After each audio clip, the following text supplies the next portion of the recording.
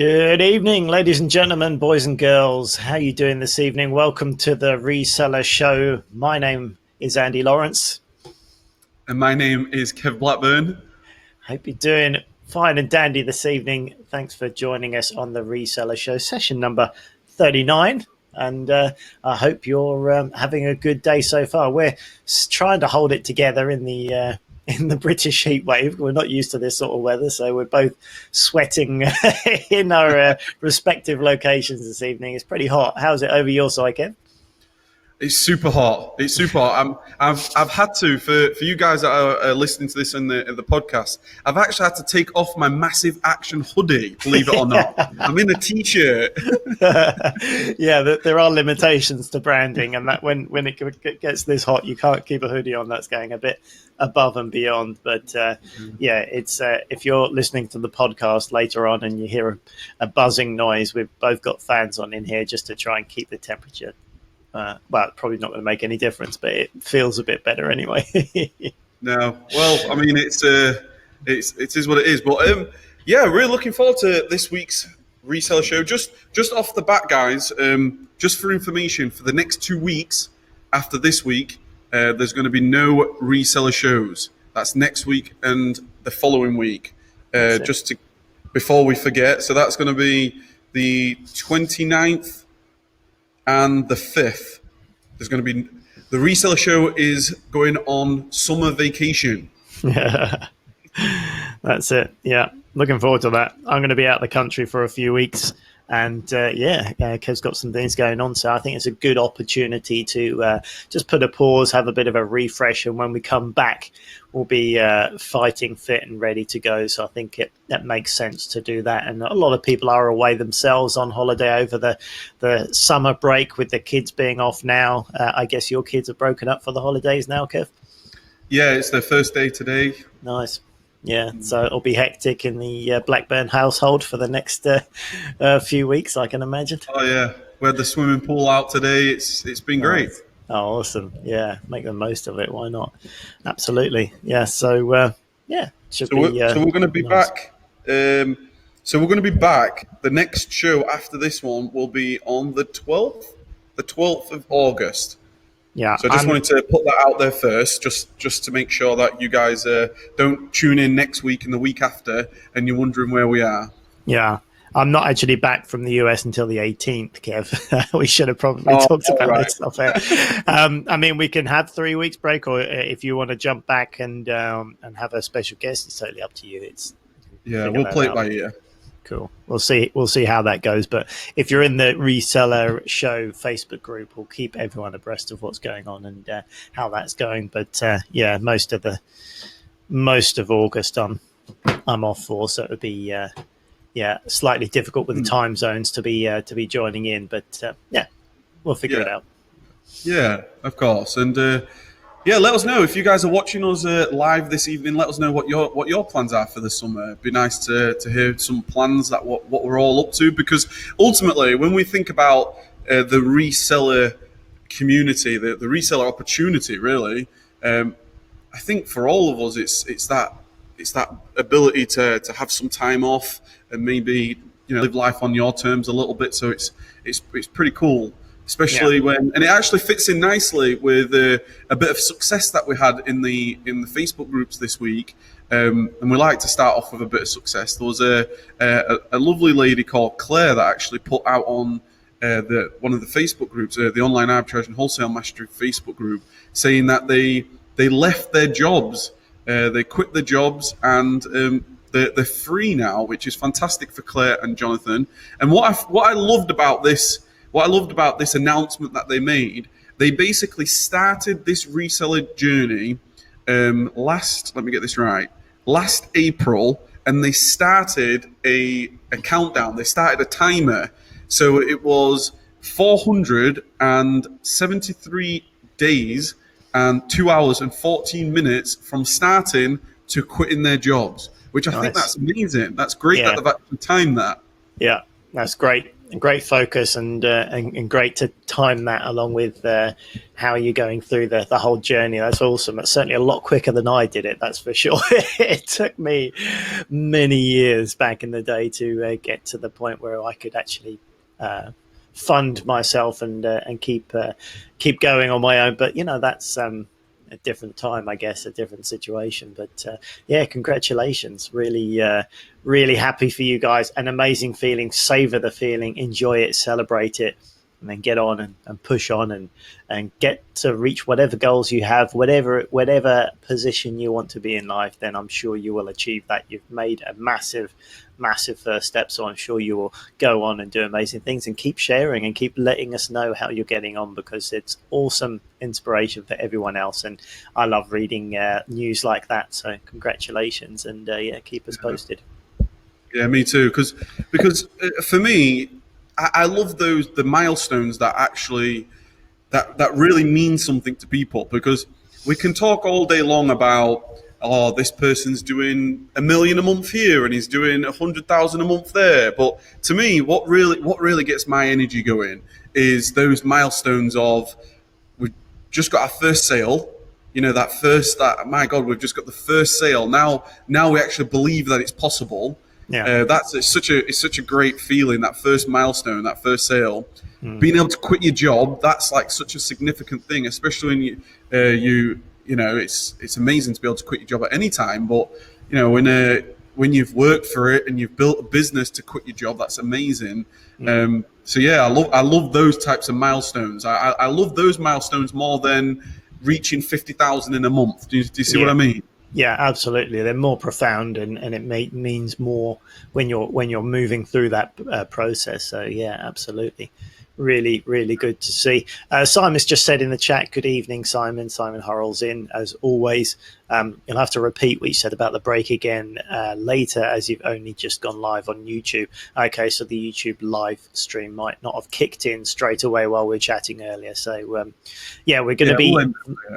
Yeah, we'll do it later. We'll wait until a few more people are in, and then we'll reiterate that towards the end. But we're going to have a bit of a break, a summer vacation for the Reseller Show. But yeah, we'll let you know. So who have we got in this evening? Chris is in. How you doing, Chris? Arbitrage Superstars. Kev's in. How you doing, Kev?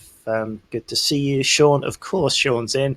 Where's Sean this week? We all want to know. It's a question that's on all of our lips.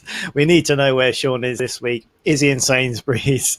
Is he in a car park somewhere? Is he in a lay-by? We don't know. Is he in his van? Yeah. Who knows? We'll have to find out later. I'm sure we'll get a report as we go through the event. FBA UK, good evening all. Simon, as I've just said. Mark plays in, good evening, Mark. Matt from the Secret Wealth Project, good evening. Matt says, get yourself to Andy's event this Saturday in London, folks. That's a very good thing to say at your first thing. I agree. Andy and me will be there taking... Talking of that, you got all the train tickets and everything now. I'm definitely there on Saturday, so I'd love to see you guys there. Yeah, I know Simon's going. Matt's there. I'm there.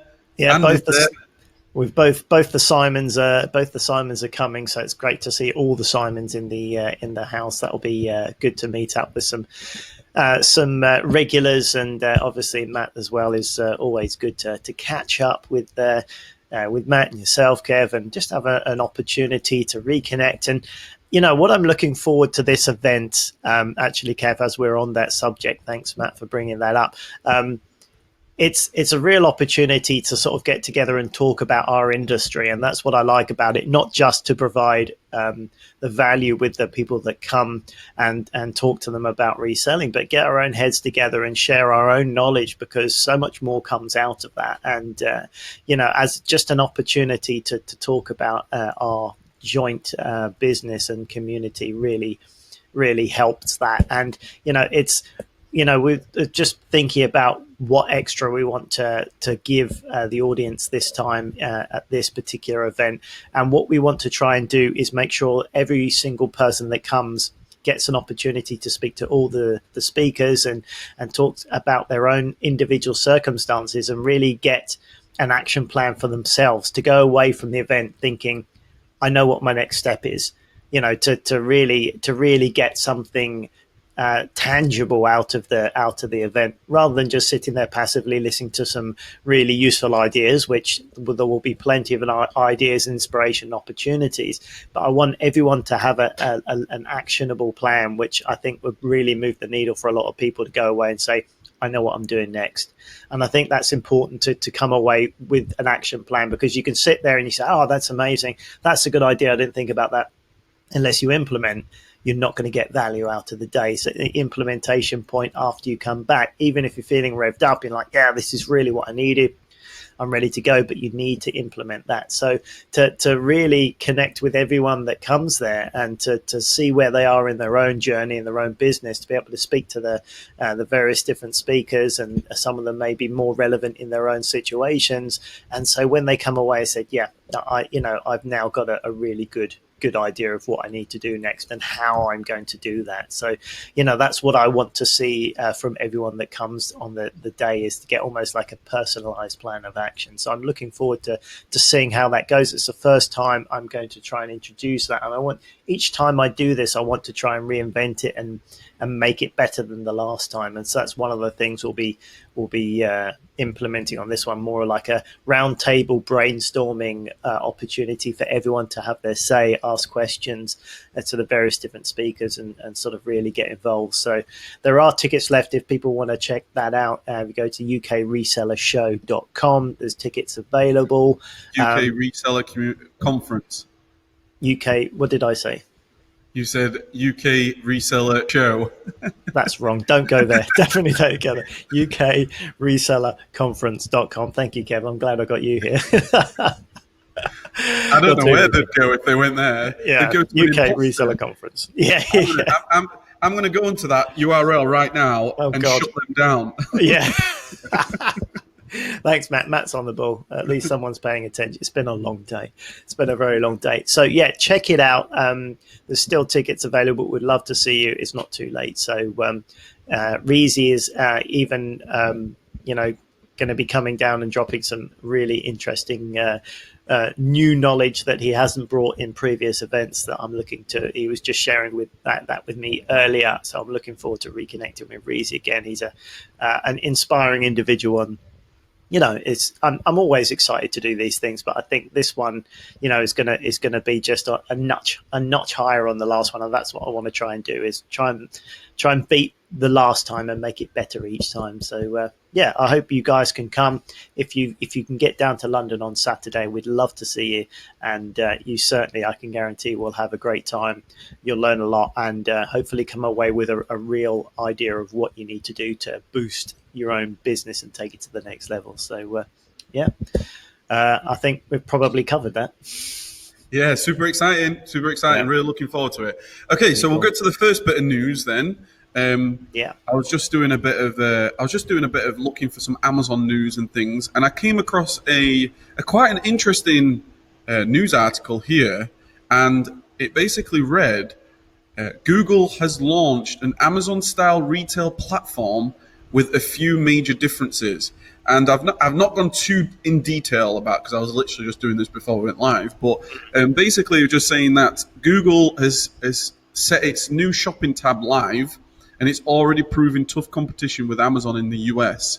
I'm not sure about the full details of this, but it basically says, originally announced back in May, Google's new search feature takes advantage of the company's extensive search knowledge to present you with personalized product recommendations based on your recent web activity, which I'm convinced that's what everybody does at this point anyway. But I think the point here is, over the last couple of reseller shows, Andy, when we've been talking about potential companies that could even compete with Amazon, when we think about any company in the world that could potentially compete or catch up with Amazon, whether that is the eBays, whether that is the Shopifys, I don't think any of us ever mentioned Google. So this is actually quite interesting, because I think Google, the size that they are, and I'm not 100% sure what their revenue is and their, what they're spending power is, but I'd imagine it's substantial. Yeah. What's your thoughts on this, Andy? Yeah, definitely. I think if anyone is going to go up against Amazon and the might of Amazon, that there can only be a few opportunities and a few businesses in the world that is strong enough to do that. And I definitely think Google is. It does sound like it's just they've maybe reimagined their shopping app, and we'll have to see. But it will be really interesting if they develop that and carry it forward and start, creating its own marketplace. There's definitely some scope for that, and it would really, really change the game. I think it would be very interesting to see a totally new standalone platform come out by Google, because that would really put the cat amongst the pig. Let's face it, Amazon relies on Google for their search. Everyone knows the name Amazon. You can type it in, you go straight there. But there's still an awful lot of product searches where they will come up and direct people to Amazon from product searches. So I'm not saying they would do that, but how interesting would it be if Google started redirecting all that massive amount of traffic and start sending it to their own platform? That would be really interesting. They're in a unique position and opportunity to really leverage their power and their might against Amazon. And yeah, it could really see some fireworks. So yeah, definitely. And while you've just been talking there, Andy, just a couple of numbers for you guys, because I know we love to talk numbers here. So Google, the company is Alphabet, right? And Alphabet's company, let me just get this right, the revenue in 2018 was 100, this is according to Wikipedia, so I've got no sort of, there's no true facts here, but 136 billion in 2018, right? Okay. And they have 90,000 employees. Compare that to Amazon, right? Amazon's revenue last year in 2018 was 232 billion, and their companies, their number of employees is 647,000. So just to put in perspective here, we're talking about Alphabet. So this is Google. Like Google, if you think about everything that they do, Google, what they own, the YouTube, don't they? Alphabet is like, they're going to be one of the biggest. They're up there with the Apples. They're up there with the Amazons. But when you think of Amazon did an extra 100 billion in a space of like a 12-month period. This isn't like over the last decade or extra 100 billion. This is in 12 months. It just goes to show how aggressively Amazon are trying to expand. They've got 647,000 employees. That is an incredible amount of people. They are rapidly expanding still. It's hard to quantify that in your mind, isn't it? 232 billion. I mean, a billion is very difficult to quantify in your mind, but 232 of them. It's an awful lot of pennies, isn't it? It's just mind blowing how much that is, and that's in 1 year with 647,000 staff. It's just unbelievable. But yeah, if you set that against Google all of a sudden, the mighty Google then seems just a little bit smaller all of a sudden than you knew. Crazy, isn't it? It's absolutely, yeah. With a turnover 136 billion, you could still do some damage, couldn't you? You've still got a few quid to play around with. So. Oh yeah, 100%. I mean, I don't know how much. I don't know realistically how much you need to be able to compete. I mean, I don't know. You're going to need some billions. So,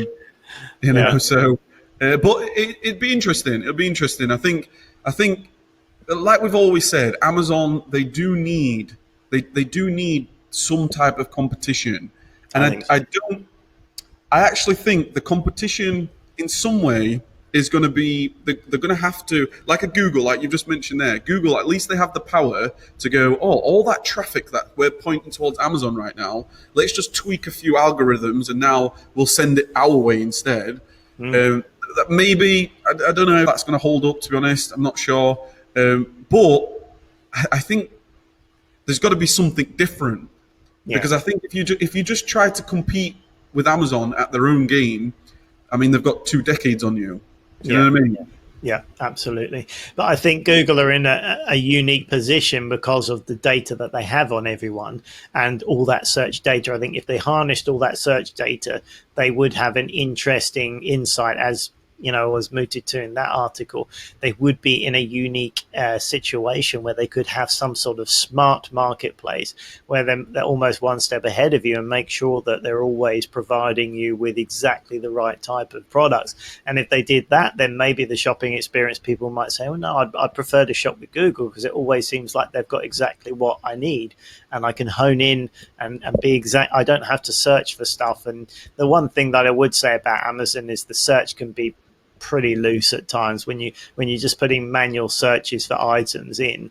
A friend of mine messaged me knowing that I'm in the Amazon reseller community. He messaged me a screenshot where he'd put in a search for a leather bag, and it came back with 2 or 3 leather bags and then a load of lingerie and swimwear directly underneath. It's like, how did they get that with that search term? It's just very weird. Sometimes it comes up with these random searches. And I said to him, I made some comment about his search history or something like that, but I don't know. But it's weird. I think there is opportunity for the right company to make it a better experience. Amazon have obviously got a massive advantage and a massive heads up, but there's some areas where they could do better.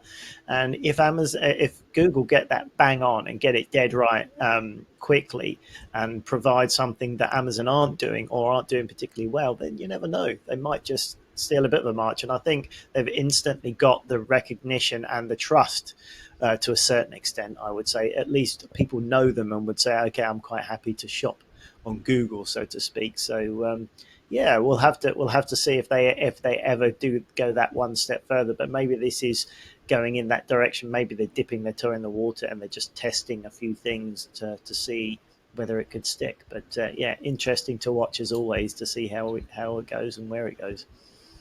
Yeah, we'll see what the future holds. Absolutely. So let's see who we've got in the chat here. Chris says, give Andy and Kev a thumbs up. That's a very good idea. Thank you, Chris, for pointing that out. Appreciate you.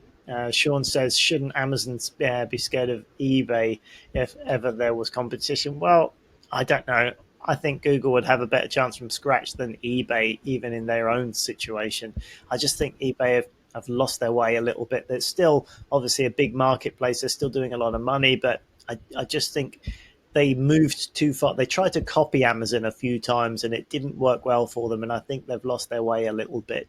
And although obviously it's a solid marketplace for resellers, it's certainly a good place to earn some money. But in terms of getting back up alongside Amazon and competing, I just can't see that happening unless they have some major investment and really get someone in at the top that's ready to take that on. And at the moment, I haven't seen anything towards that. They've been rumored about potentially have an FBA competitor and start having fulfillment warehouses. We haven't seen it happen.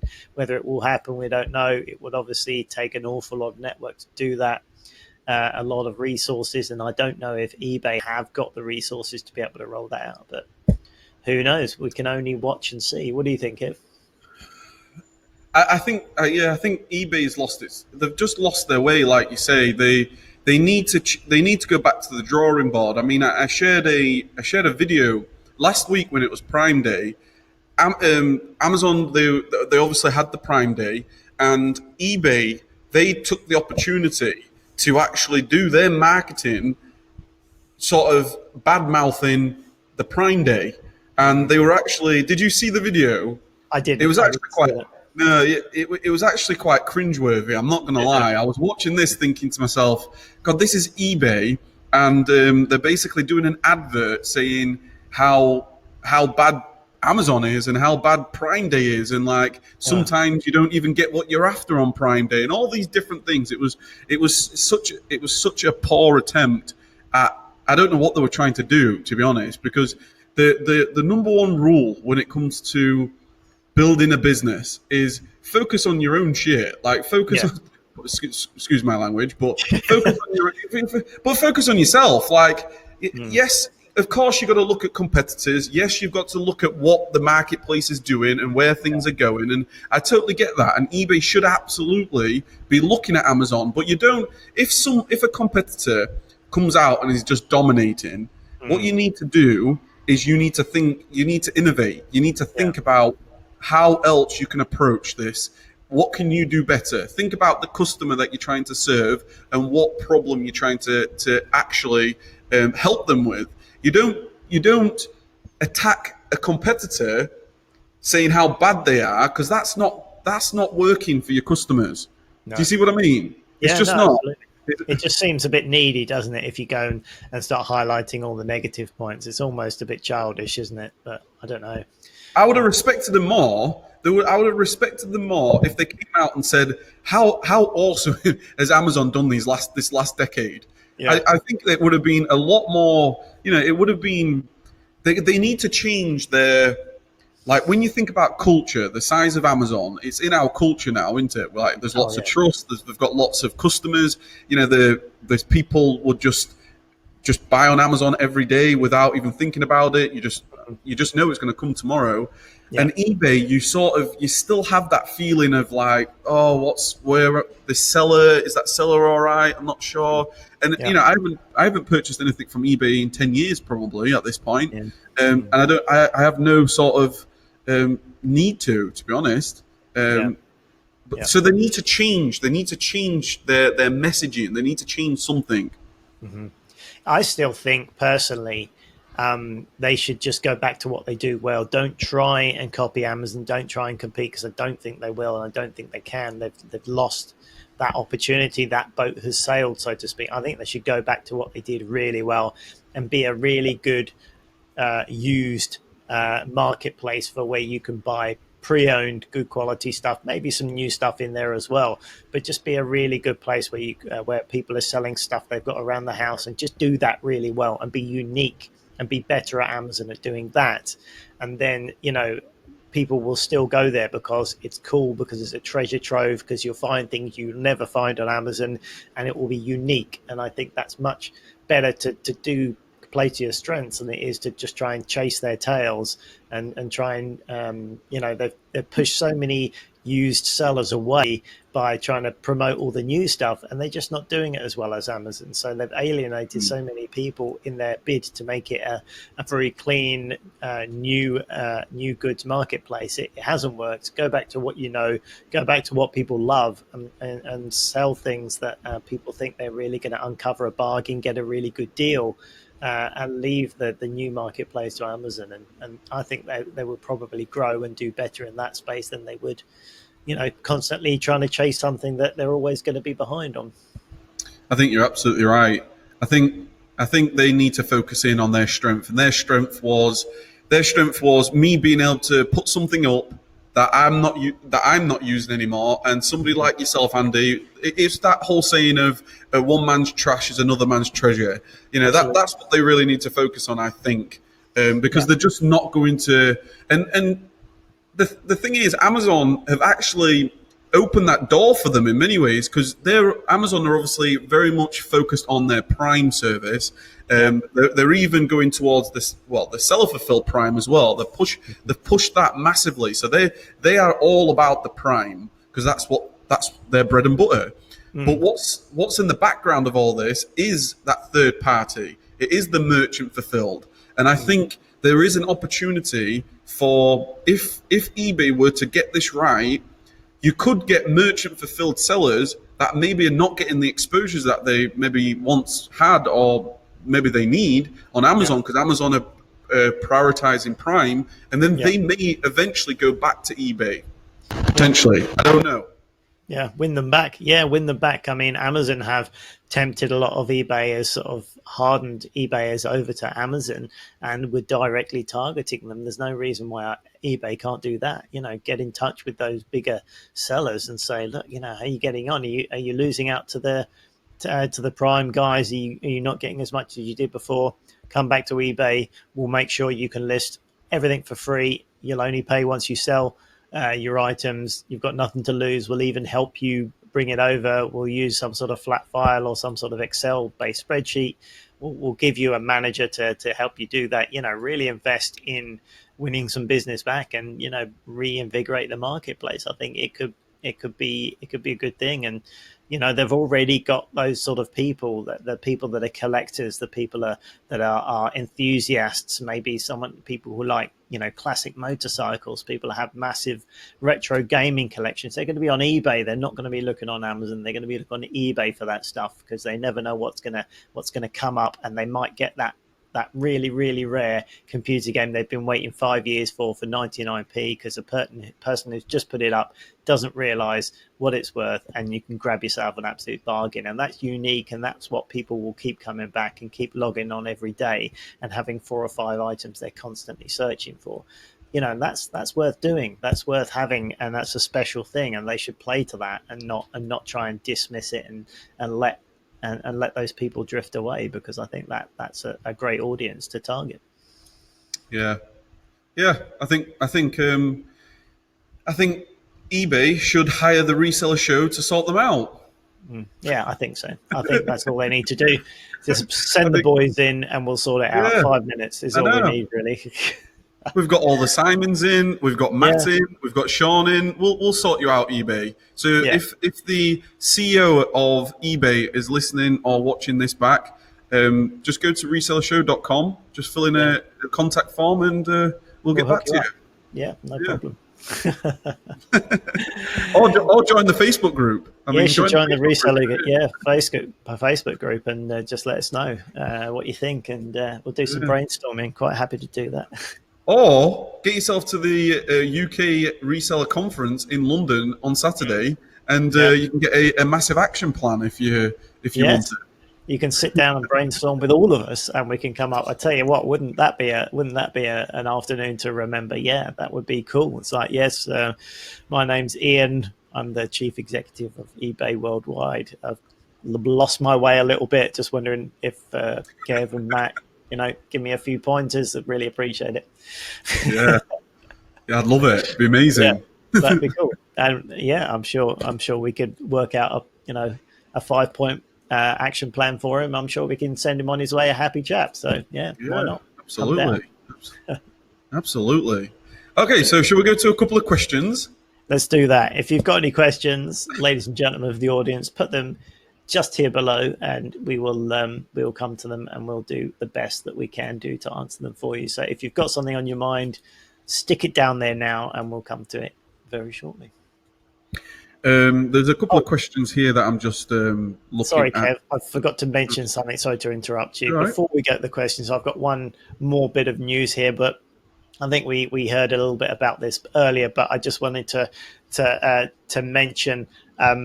Last week we were talking about the Amazon workers that were on strike, about working conditions and things like that. Now the UK have joined forces and also jumped on strike outside Amazon as well. And apparently Amazon workers, sorry if you're having your dinner, Amazon workers forced to urinate in plastic bottles while on shift is one of the headlines we have for UK Amazon workers. Absolutely crazy that you end up in that situation. I imagine you have to ask permission for toilet breaks, or you can only have it at a certain time. So yes, you may be allowed a bottle of water while you're working, but you're not allowed a toilet break. So you do what you need to do, but that's ridiculous, isn't it? If you've got to have better conditions for your workers. If you can't go and have a wee if you need to, that's ridiculous. But there we are. That's all I wanted to share with you. That the UK are joining the worldwide US employees at Amazon, saying that working conditions are not right, and that is pushing things. That's just optimizing a little bit too much, I think, if you ask me. There's all for optimization, all for efficiency, and making sure your employees are working to the best of their abilities, but that gets to the point where it's just pushing on slavery, I think. So I mean, so when we have our improvement meetings here in the warehouse with the girls, if I suggested that, okay, girls, from now on, while we're in the warehouse, there are no toilets, we're getting rid of the toilets, there's going to be we're just going to be I don't know. I don't even know what you'd call it. Bags under you or whatever. We're having Yeah, we're having massive action adult nappies all the way through the warehouse. Yeah. Ugh. I Yeah, don't I think mean, it's gonna work. the truth is, like, Amazon, I don't really know how they've obviously got an incredible company culture, and they've got incredible sort of expectations on whoever works there, and it obviously filters in from the top all the way throughout. But there's always going to come a time where maybe they push it too much, or people have to come in. So there was that news article, I think, this past week. Amazon, they're going to get much more regulated in Germany, UK, about Yeah. Amazon suspensions and things, and now they've got to notify you, and all these different things that we've spoken about over the past sort of several months on the Reseller Show. Um, it's only the bigger you become, eventually there's going to be all sorts of questions and scrutiny on their practices and what they're doing and what they're not doing. And if that is true, if people are actually having been forced to, what was the number last week, Andy? You were saying 236 picks per hour or something. Oh yeah, I can't remember. Once every 8 seconds, something like that was Yeah, roughly. I think it was. They had to pick something every 8 seconds. So it was huge. It was huge yeah, what they ended up with. Yeah, which is ridiculous. So yeah. I mean, it's only right that somebody's taking action somewhere. Yeah, I mean, yes, there's that type of job where they're doing that type of thing. You have to make sure it's human nature. If you don't give people a target, they're going to naturally slow down and not be efficient. So that a target is healthy and it keeps people focused and paying attention. And it's that type of job. It probably is a bit, intense, but if you're prepared to do that, it's fine. The Hermes couriers have targets of so many parcels they have to drop off and throw over fences and on roofs and things like that. So everyone has got these targets, but yeah, there comes a time where you have to allow humans to be humans as well. And yeah, for the sake of a few less items, it's just, this is the thing, this is why you need regulation, because if you let them do it, if you let businesses do what businesses do, you end up with something like Ryanair, where I'm sure it's not going to be long before Ryanair are taking out the toilets and saying, you know what, I don't think we need toilets in here.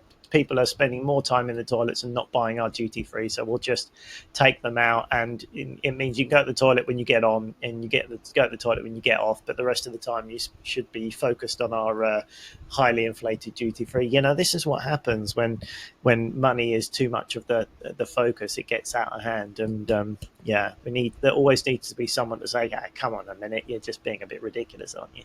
We need Yeah. that, or else it gets a bit weird and ugly. Totally agree. Totally Right. agree. So yeah, I just wanted to throw that in there before we got off on the subject of news, because I thought it was quite interesting to have a little chat about before we moved over to Yeah. questiones. So why don't we get back to questiones now, shall we? Yeah, I've just been just scanning the old Facebook group, and I believe there was one from Sean this morning. I think 13 hours ago. Um, if I get into wholesale and private label, should I contact Amazon and have a second separated account for this? Use OA and RA for one account, wholesale and PL for a second account to stay organized in this way. What's your thoughts on Yeah, that, Andy? yeah, I think you can do. I don't see why not.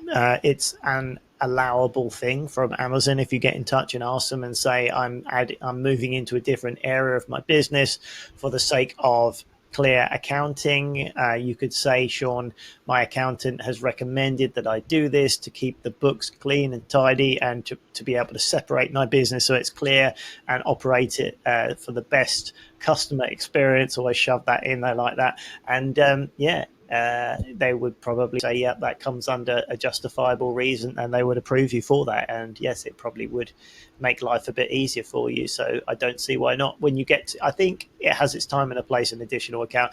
You don't need to overcomplicate your life, but you're cracking on now, Sean, and you're ramping things up. And when you get to that stage, it probably makes sense to separate it, and then it will be easier for you and yeah, it's slightly less risk. You've always got other income streams that way. If there is any issues of suspension, hopefully they won't suspend you across the board. You'll still have other accounts running at that stage. So I can't see why not. I wouldn't recommend it if you're just starting out and you're just getting started. But in your position, Sean, knowing where you are and what you're doing at that point, when you say now I'm ready to diversify into wholesale or private label or both, probably the right time, I think. So yeah, I don't see why not. I think that's thumbs up from me. What do you think, Kev?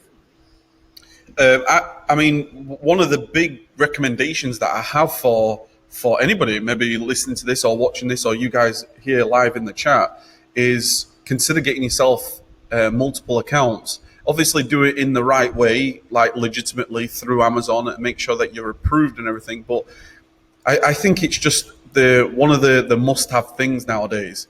Like when I got my second, I had one account until, I want to say, was it early 2017? I think it was early 2017. And one of the reasons why I wanted to get multiple accounts was to expand into private label and things, but also from the security point of view, they won't suspend both accounts if if you get suspended on one account, they're not going to then suspend your other account. I don't think I've never come across a scenario where anybody's reported that.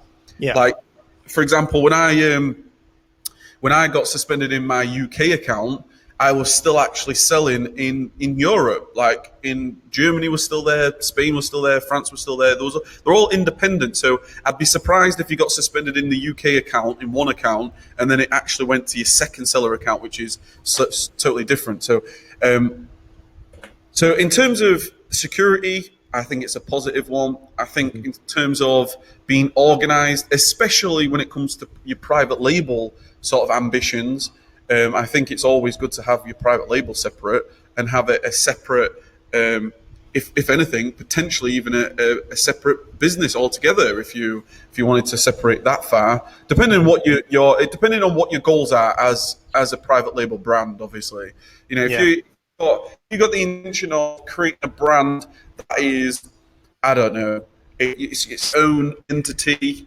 and potentially you're going to want to build it to, if you could build it to multiple thousands profit every single month, and you can make it into an asset that's potentially sellable, then yeah, you're going to probably want to have a separate account, which is going to allow you to separate later on. You're going to want separate bank accounts. If you've got a separate business altogether, all that thing's going to be much more useful for you long term.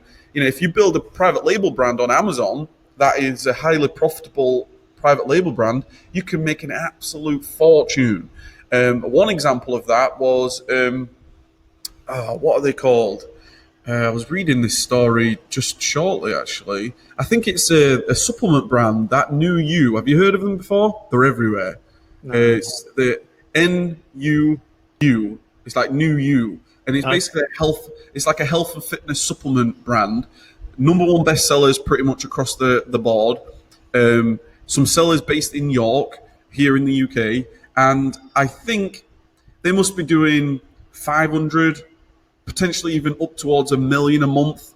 I'm no word of a lie. That's how big of a seller they are, and it's a private label brand. Imagine them getting it into stores, like physical stores on the high street, maybe a Superdrug or something. At that sort of level. I don't think I've ever shared this story before, but I went to college with a guy called Jimmy Hill, and he ended up he actually worked at Curry's as well with Gareth, my brother-in-law Gareth. So me and Gareth was like, we've got this bit of common in this James, right? And anyway, he ended up quitting Curry's. He went to Leeds, got his head down, and he's the founder of Hairburst and Mr. Blank toothpaste. Okay. And he's the founder of them, and he's got his brand now. If you've heard of Hairburst, if you've heard of Mr. Blank toothpaste, I'm sure you must have done at this point. They're very, very popular. They've got I think it's 800,000 followers out on Instagram and things. It's like substantial, but they're in Superdrug. I think they're even getting themselves into Sephora. This is big time. Yeah, It is like multi-million at this yeah, point. that's great. Incredibly successful, Yeah, incredibly successful. I mean, when you look at these people driving around Lamborghinis and things, and it pops up on your Instagram because I won't say I'm good friends with him. I've spoken to him and things. It's sort of like a more of a in the past sort of we just sort of say hello and things. But when you see him, he's bought his black Lamborghini, and yeah, it's not fake. It's yeah, actually real. You know what I yeah, mean? yeah. That's amazing. But that's the power of a private label. That is the Yeah, power. If you can build a brand that means something to a lot of people, and you can, especially if you build any type of products around that, whether it is supplements, whether it could be anything really at this point, any brand. You could make yourself incredibly wealthy. You can a yeah, self-made millionaire within a few years if yeah. if things go right for you. It makes sense. It makes sense because if you can demonstrate that you've got a strong brand, you've got a strong product, if you go to the supermarkets and say, well, look at my sales. This is what I'm doing on Amazon. And, it's almost a no brainer if they can see that you're turning over tons and tons of money just on Amazon, then, they can see the brand works. They can see that you've got, a decent community of people that have accepted you and are regularly buying from you. There's a lot of an easier ask than having to go to these buyers that see people all day every day, and everyone's saying, oh, this is going to be the next big thing, but if they haven't got started and don't have traction, then it's very difficult to prove that. But if you can just say, well, here's my Amazon account, you can see what I'm turning over here, and you can see my profit. It's a viable product, and it makes it a lot easier. They'll all be like, well, yeah, it works. We'll definitely have it in our supermarkets, and you could be the next Levi Roots and Reggie Sauce or something like that. Hey, that's how it happens, isn't it? I mean, Yeah, absolutely. if you've got a couple of number one bestsellers and things, and I wouldn't even wait until that point.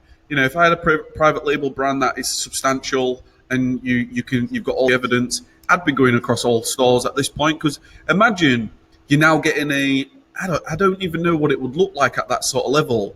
You get a contract with Superdrug, and Yeah, Superdrug are going to place an order for 250,000 units in the month. Do you know yeah, what I mean? I don't know what it would look like, but imagine how many people, how many super drugs there are across the yeah, country. There's a lot, yeah, to sort of get them out onto every store. Superdrug just place an order for 200,000 units. yeah. Just a little Thank taster, you. see how it Yeah, goes. Yeah, yeah. It's like, thanks very much. I'm buying yeah, my yacht now. yeah, exactly. Just off to Jamaica for a few months. You can email me from there, but yeah, Things not get too easy bad. at that point. Yeah, it does. It certainly makes life a lot easier. The thing is, you can then go back to your manufacturers and start getting much better deals with your manufacturers. Your costs go down, your profits go up, and you're off to the races at that stage. I think you're doing very well indeed. Yeah, absolutely, and that's why, and that's why I've got another seller account now, which is going to be under Life Success Engineer, because I want to do my own physical products as well. Mm, I always wanted to do physical products because there's something about actually holding something. I yeah, quite like physical products, so yeah, um, definitely. You yeah, should definitely looking forward to design a that. Life Success Engineer T-shirt before it gets too hot in the the warehouse there. Well, funny But enough, I've actually got some Life Success Engineer T-shirts. I just haven't got it on today. next week, Damn. not next week. Actually, Yeah. now we're mentioning next week. Now that we've got plenty of people on, it's probably just worthwhile reiterating what we said at the start of the show that many people might not have heard if YouTube was still starting the whole live stream. We're going to be taking a bit of a sabbatical. We're having a couple of weeks off. At least from the Reseller Show. I'm off to California for the best part of August, and Kez got some things going on at home as well. So we thought, why not just have a couple of weeks break so we can come back raring to go. I won't be back for straight away, but Kev can decide whether he wants to have another week or bring in a special guest for the 12th, but that's up to you, Kev. You can have a think about that and let everyone know on the Facebook group. But if you want to be any notifications be on the Reseller Show Facebook group, jump on there if you're not already a member, and then you'll hear everything that's going on. But yeah, I think it's a good idea. It's nice to have a bit of time off, bit of a reset and refocus, and then we can come back raring to go at the end of our little summer vacation. So yeah, just wanted to let everyone know that before, in case you missed it earlier. Yeah, for you guys that I mean, I may do something on the 15th potentially. I'd be interested if you guys have got anybody in mind that you would want to see on the show. You know, that's the great thing about the Reseller Show. You know, if you can think of anybody that you would want me to approach and see if they're interested in having a chat with us for an hour, I'll do my best. Yeah, the 15th is a Thursday, by the way. You probably mean the 12th, don't you? Oh right, I'm looking at July, aren't I? The 12th, sorry, yeah. That's cool. I thought, hold on, that. If that's right, then my calendar's totally up the swanny. But no, yeah, I'm looking at July. So yeah, sorry guys, I do mean the 12th. The 12th cool. of August. We'll see what happens. We'll see what happens. All right, that's cool. But yeah, just so you know, guys, if there's if you know, don't be queuing up for the live show next week or the week after, because we will definitely not be on. Kev says get Lewis Wade on. Yeah, I can certainly. Lewis he's already been on, hasn't he? Few months back. He has been on. That's a very good point, Kev. Yeah, go back on the YouTube channel and have a look. We have it. I forgot myself, Kev. I did. I interviewed him when you were off one of the day. Oh no, didn't we interview him together? Was that one? That we did a 3-up one on that one. Yeah, we did. We only had about 45 minutes. No, we had about half an hour with him because he had something else going on. But yeah, we did a bit of a private label brainstorm session with Lewis. Yeah, so have a look back, Kev. You'll find that he's. We did have a chat. I may while Reezy's in the country, I may have a conversation with him. He might want to come on the show. Who knows? Potentially. Love to. Yeah, he already mentioned to me before that he'd love to have a call in and have a chat with us. So I know that he'd love to do that. So I'm sure we can fix that up at some stage. Yeah, or even we'll see something. I'll see what I can do, and then we'll take it from there. Yeah, exactly. That's the best thing to do. Play it by ear and look for the Reseller Show for updates, and we'll keep you posted. All right. Do we have any more questions before we push off and get out of this hot hell that is my office at the moment? I think there was just one question that I saw. Let me get this right. Oh, it was from Sam, and he said, "For those of you that have VAs, do you give them Saturday and Sunday off? I always have in the past, but I'm worried about missing out on deals now and not reaching my KPIs if I'm analyzing my daily cost to run a business, but yet I'm only working 5 out of 7 days." Yeah, interesting one actually. What do you do, Kev? Do you generally work Monday to Friday with your VAs? I think that's the general rule of thumb, isn't it? Yeah, we don't. Our sourcing team does not work on the weekend. Having said that, I've never really sort of trialed it, to be honest. I mean, you're probably right, Sam. You can, if you did it, if you had your team working every single day, like Monday to Sunday, at some point it's one of those things where because you're building a business and because they're your team members and things, they do need to have some days off. Like you can't you can't just have them working. Well, they're working 365 days a year for me. Like they might not appreciate it. You might need a few more. You might need to do shifts, but yeah, I mean, interesting. There may be an edge to be had there if people are only buying Monday to Friday, and a few little gems turn up at the weekend, and people don't get to see it before it sells out because there's a limited supply, and you manage to get on them at the weekend. Maybe there's a bit of money on the table there. You never know. Interesting idea. Interesting question. Yeah, 100%. 100%. I mean, I think the key to this question is experimenting with your business. Question the fundamentals of your business. Like, the fundamentals are right. We work Monday to Friday and Saturday and Sundays off. But really, when it's your own business, why not work? Sort of have the Monday and Tuesday off, and then have work Wednesday to Sunday, or it's completely up to yourself. But the only issue with, I guess, the warehouse is UPS Monday to Friday. But with the virtual team, obviously that doesn't really matter. So the one thing that we do, especially when we start getting into Q4, we separate our replenishing onto a Sunday. So we'll actually do that on a Sunday because it just gets too much to do through Monday to Friday. So we move our replenishing from the Monday to a Sunday task. So it's a standalone task, which makes you just be able to focus on the replenishing system by itself on the Sunday and not have it in and amongst like your daily operations from Monday, Tuesday, Wednesday, Thursday, etc. Makes sense. Makes sense. Yeah, interesting. Thanks for your question, Sam. Yeah, I think that could be something you could explore. Maybe you have to employ more VAs and maybe have a Saturday and Sunday team that are working for you. I don't know. You'd have to try and figure that out yourself. But yeah, I think running VAs flat out 7 days a week is probably a bit hard on them. But if you could make it work for yourself, find a different bunch of guys, and if they're happy to, some do weekends, some do during the week, be interesting. Might be able to add quite a bit of extra profit into your business. So certainly worth experimenting with, and keep us posted on how you're getting on. Good question. Yeah, great question. Alrighty, well, I think that was about the only question that I could find. That's fine. We're up to 55 minutes already, so we've pretty much done the hour again in the content that we've been discussing. So I think that's pretty good. So yeah, we may as well wrap it up here if everyone's happy. Thanks for watching, guys. It's been another great one. Thoroughly enjoyed it. I'll miss you guys, and won't see you for a few weeks. I'll send you a postcode. I am tired. I'll send you a postcard, and I'll bring you back a fridge. You need a holiday, Andy. I think I need a holiday. It's getting to that point, Kev.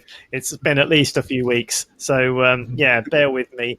And, I'll bring you back a fridge magnet, Kev. And thank you. Thank you so much. Anything for you, mate.